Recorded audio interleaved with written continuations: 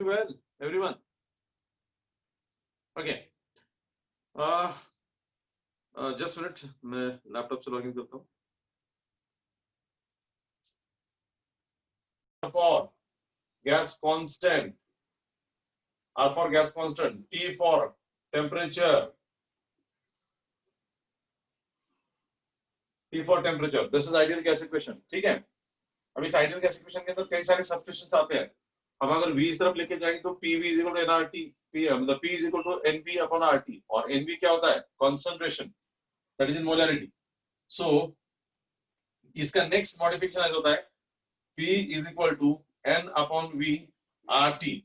तो ये ऐसा होता है N upon V, but C is equal to N upon V.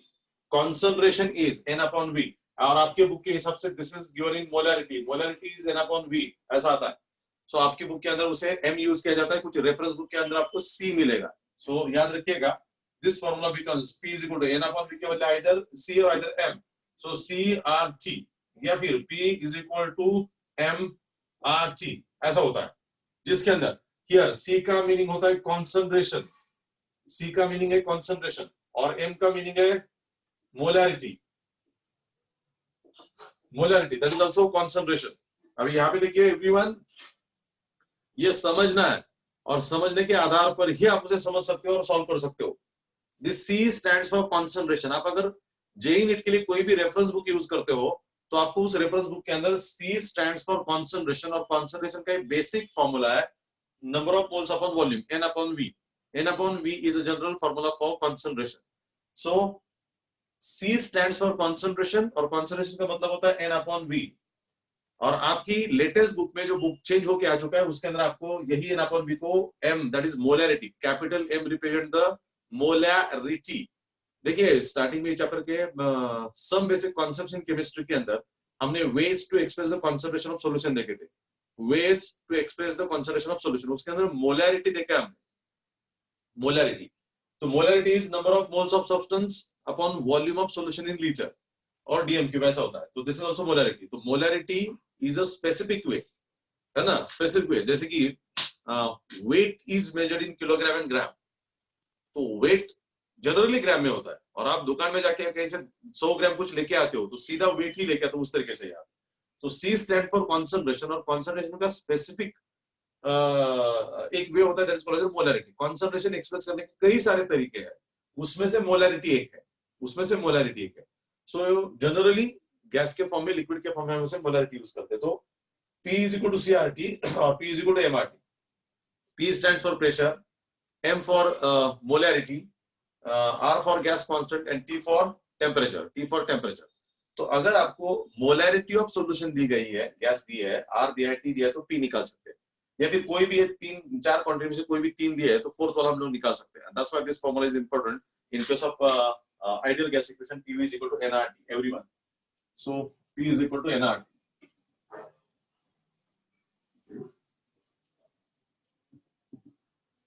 ठीक है.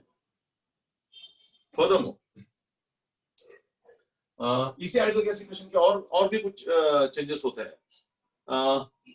हम जानते हैं PV is equal to nRT. इसके अंदर बट N क्या होता है? N is number of moles. Number of moles क्या होता है? That is W by M, ऐसा होता है. और आपके लेटेस्ट बुक के हिसाब से इस बुक में आपको ऐसा मिलेगा, M के बदले small m upon capital M मिलेगा. ओके. अब देखिए ये चेंजेस, आपका बुक पिछले साल बदला हुआ है, इस साल वापस थोड़ा सा अपडेट हुआ, मतलब गवर्नमेंट का जो बुक है इस साल अपडेट हुआ है. आप मार्केट में से कुछ रेफरेंस बुक यूज करने जाएंगे सीईटी के लिए, जेईई के लिए, नीट के लिए, तो उसके अंदर के नोटेशंस और हमारे टेक्स्ट बुक के अंदर के नोटेशंस डिफरेंट होंगे. डोंट गेट कंफ्यूज, डिफिकल्ट नहीं है, नोटेशन नोटेशन होता है. सो नोटेशन बदलने से उसका मीनिंग नहीं बदलता है, मीनिंग वही रहेगा. मतलब वर्डिंग में नंबर ऑफ मोल्स का फॉर्मूला डिस्कस करते हो आप लोग, तो वर्डिंग में नंबर ऑफ मोल्स का फॉर्मूला क्या होता है? Weight of substance divided by molecular weight, यही है वर्डिंग में. So molecular weight of any substance is equal to weight of substance in molecular weight, ऐसा होता है. सो नंबर ऑफ मोल्स का, तो नंबर ऑफ मोल्स का ये कॉमन फॉर्मूला जो पुराने तरीके से, नए तुम्हारे बुक के हिसाब से N is equal to M by M. इसके अंदर AM का मीनिंग है मास of the substance divided bye it's molecular mass. Similar आता है। तो यहाँ पे देखिए that is n stands for n, चलो कोई बात नहीं, पहले ये फॉर्मूला पुट करते हैं इसके अंदर। तो ये फॉर्मूला पुट करेंगे इसके अंदर, तो ये फॉर्मूला आएगा PV इज इक्वल टू, आप ये पुट करो, ये पूरा आपकी बुक के हिसाब से देखते ये पुट करेंगे, तो M upon capital M into RT, तो ये capital M is equal to, इस तरफ लेंगे तो PV इस तरफ आता है, तो M RT अपॉन PV, जिसके अंदर आप देखिए this capital M is nothing but the molecular mass of substance. Small m is nothing but the mass of substance. Mass of substance. Substance, atom, molecule, whatever is that. R is nothing but the gas constant. R is gas constant. T is temperature. Okay. P for pressure. And V is for volume. V is for volume. So this is what we get here. This is what we get here. तो ये आपको थोड़ा सा याद रखना पड़ेगा, important है। Numerical solve करते समय, जेई नीट सॉल्व करते समय इस तरीके से हम लोग को इंपॉर्टेंट है। तो इसके अंदर देखिए कोई कंफ्यूज होने की जरूरत नहीं। स्मॉल m अगर दिखाई देगा तो small m represents, that is you can say mass of the substance, whatever the substance given, methane है, इथेन है, whatever the substance is given to us, mass of the substance is denoted by small m. And capital M represent the molecular mass of the substance. So everyone, please be clear with this notations and the phenomena. So this is also one of the important modification of this. You can say PV is equal to nRT. ठीक है? तो ये उसका molecular mass और pressure का relation इस तरीके से दिया जाता है। हमारे बुक के अंदर वो heading है टॉपिक का. So we can have this one. ये भी उसके अंदर का एक फॉर्मूला आ जाता है। तो everyone, please learn all the formulas. उसी तरीके से important है।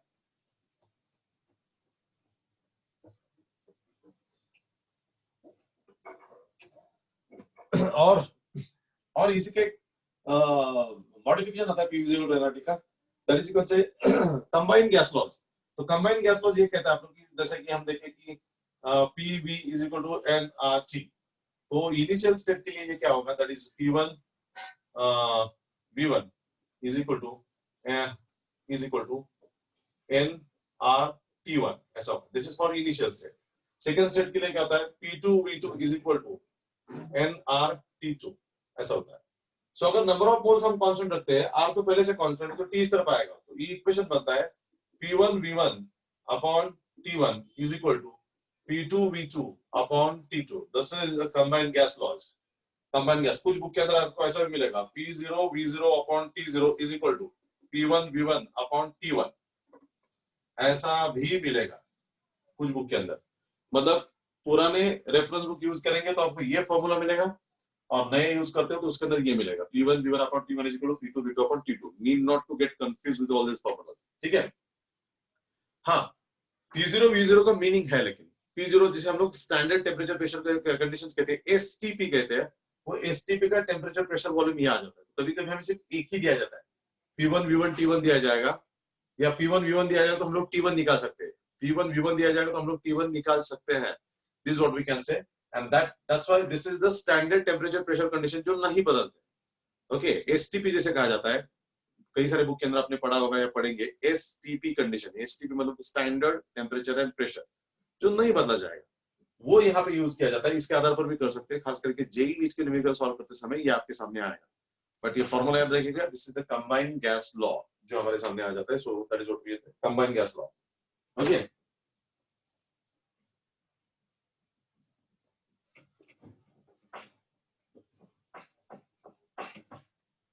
Next Dalton's law of partial pressure आता है। Dalton's law of partial pressure meaning है उसका, Dalton's law of partial pressure. तो उसके दो फॉर्मूला थे। पहला फॉर्मूला था total pressure is equal to P1 plus P2 plus P3 up to Pn plus plus up to Pn, ऐसा है। P1 plus P2 plus P3 plus dot dot plus dot dot dot plus Pn, ऐसा है। So plus plus होना चाहिए। Okay, so this is order. This PP indicates total pressure of the mixture or gaseous substance. P1 indicates partial pressure of first component, partial pressure of second component, या partial pressure of first gas, partial pressure of second gas, partial pressure of third gas, partial pressure of nth gas, ऐसे कर सकते हैं। कुछ book के अंदर आपको PT is equal to PA, PB, PC, PB भी मिलेगा, ऐसा लगता है। तो पीए का मतलब है partial pressure of A component, PB का मतलब है partial pressure of B component, like that. ऐसा भी होता है। सो दैट्स व्हाई ये अंडरस्टैंडिंग की बात है कि need not to get confused with the notations. Notation बदलने से उसका मीनिंग नहीं बदला जाता, ठीक है ना, तो नोटेशन वही रहेगा। तो ये पहला उसका फॉर्मूला है। और दूसरा फॉर्मूला देखा कि P1 कैसे निकाला जाएगा, तो P1 is equal to P1 not into x1, P2 is equal to P2 not into x2। ऐसा कर करके हम लोग Pn is equal to Pn not into xn ऐसा निकाल सकते। सो दिस इज, तो इसके अंदर ये जो PT is nothing with the total pressure and P1 is partial pressure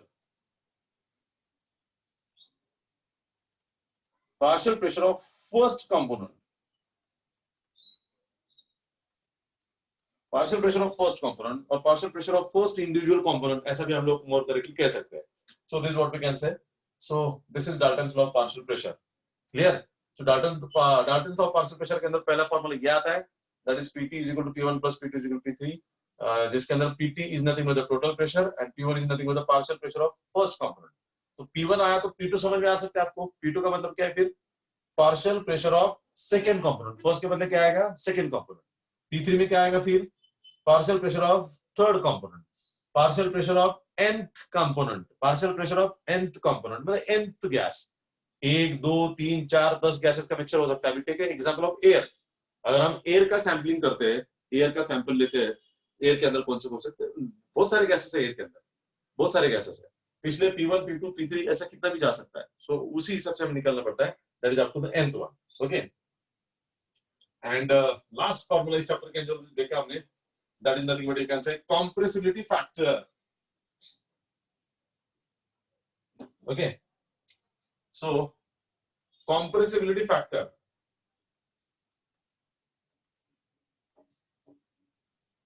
compressibility factor क्या होता है, that is you can say PV is equal to nRT. So here Z is equal to PV upon nRT. This is a compressibility factor. This is compressibility factor. So Z is equal to PV upon nRT. इसी chapter के अंदर देखा हुआ, that is compressibility factor। या फिर Z इसीलिए भी useful होता है to calculate the deviations calculate करने के लिए, मतलब either पॉजिटिव डेविएशन हो रहा है, नेगेटिव डेविएशन है, कल के लेक्चर में हमने डिस्कस कर दिया। तो Z के तीन वैल्यू होते हैं। Number 1, Z is equal to 1. This is nothing but the ideal gas. Ideal gas follows this. किसी भी आइडियल गैस का वैल्यू कैलकुलेट करते हैं तो आइडियल गैस का Z का वैल्यू कितना आएगा, 1। किसी भी आइडियल गैस तो एक ही होता है, मतलब दैट इज इमेजिनरी गैस। और आइडियल गैस का वैल्यू हम निकालेंगे तो PV is equal to nRT, तो product of pressure volume and product of nRT come to the similar one, and that's why Z is equal to 1. तो Z is equal to अगर 1 value है, that means it should be a ideal gas. Z is greater than 1. Z is greater than 1. That means it can say positive deviation. उस gas का positive deviation हो रहा है than the ideal gas. Z is less than 1. That means it has a negative deviation. Negative deviation. So that is what we can say. So ये होता है compressibility factor जो हमने कल इसके अंदर डिस्कस कर लिया। क्लियर? अभी देखिए, यही सारे मेन फॉर्मूले हमारे, यही सारे मेन फॉर्मूले। अभी इसके अंदर सबसे ज्यादा न्यूमेरिकल हमें जिसके ऊपर सॉल्व करने हैं, सबसे ज्यादा न्यूमेरिकल्स, वो रहेगा बॉयल्स लॉ, वो रहेगा चार्ल्स लॉ, वो रहेगा Gay Lussac's law, Avogadro's law and ideal gas equation. इसके ऊपर सबसे ज्यादा न्यूमेरिकल सॉल्व करने हैं। और अगर आप जेईई नीट की बात करते हो, जेईई नीट में अंदर सबसे ज्यादा क्वेश्चंस अगर किसके ऊपर आएंगे तो आइडियल गैस इक्वेशंस के ऊपर आएंगे, numerical as well as dipole moment, mu is equal to q into l, पहला फार्मूला डायपोल मोमेंट पे आएंगे। और सबसे इंपॉर्टेंट आएंगे Dalton's law of partial pressure. Dalton's law of partial pressure एक ऐसा फॉर्मूला है जो ऑलमोस्ट हर साल या तो जेईई या तो नीट किसी ना किसी एग्जाम में तो ये आएगा। ध्यान रखिएगा, Dalton's law of partial pressure कुछ सिंपल देखा हम, Dalton's law of partial pressure इसके पहले इसमें देखा है ना, नहीं यही है, ये Dalton's law of partial pressure. P1 is equal to P1 not into x1, P2 is equal to P2 not into x2। और ये सारे वैल्यू यहाँ पे रख के हम लोग टोटल भी निकाल सकते हैं, क्योंकि ये P1 का वैल्यू है, P2 का ऐसा, Pn का सारे वैल्यू यहाँ पे रख देंगे तो टोटल भी निकाल सकते हैं, और उसका भी फॉर्मूला हमने देखा हुआ है। क्लियर? और मोल फ्रैक्शन का भी एक फॉर्मूला हमने देखा था जो ऑलरेडी सम बेसिक कॉन्सेप्ट्स के अंदर देखा हुआ है। तो मैं सारे बच्चों को एक सूचित करना चाहूंगा एक रिक्वेस्ट करना चाहूंगा कि आप लोग some basic concept in chemistry chapter को एक बार पढ़े, उसके अंदर के सारे फॉर्मूले लर्न करें।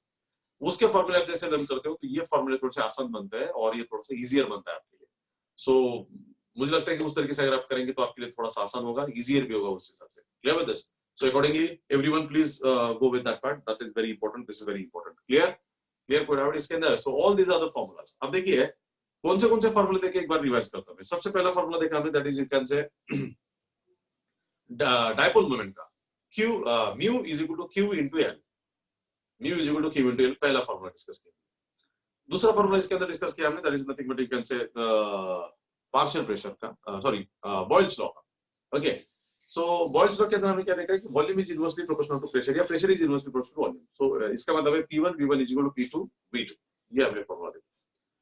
फिर उसके बाद देखा हमने चार्ल्स लॉ ये कहता है कि V1 upon T1 is equal to V2 upon T2। फिर उसका और एक फॉर्मूला ऐसा होता है, दैट इज यू कैन से V1 is equal to V0 plus or minus V0 into 1 upon 273 into T degree Celsius ml, bracket के बाहर ml आएगा, दैट इज यू कैन से चार्ल्स लॉ। फिर हमने देखा गेला-सेक्स लॉ। गेला-सेक्स लॉ ये कहता है कि P1 upon T1 is equal to P2 upon T2। Okay, then Avogadro's law, volume is directly proportional to N, that means V1 upon N1 is equal to V2 upon N2। और फिर तीसरा आता है, that is ये सारा combine करके आता है ideal gas equation, that is PV is equal to nRT। PV is equal to nRT ये आ जाता है, दैट इज यू कैन से ideal gas equation. Ideal gas equation के कई सारे मॉडिफिकेशंस होते हैं।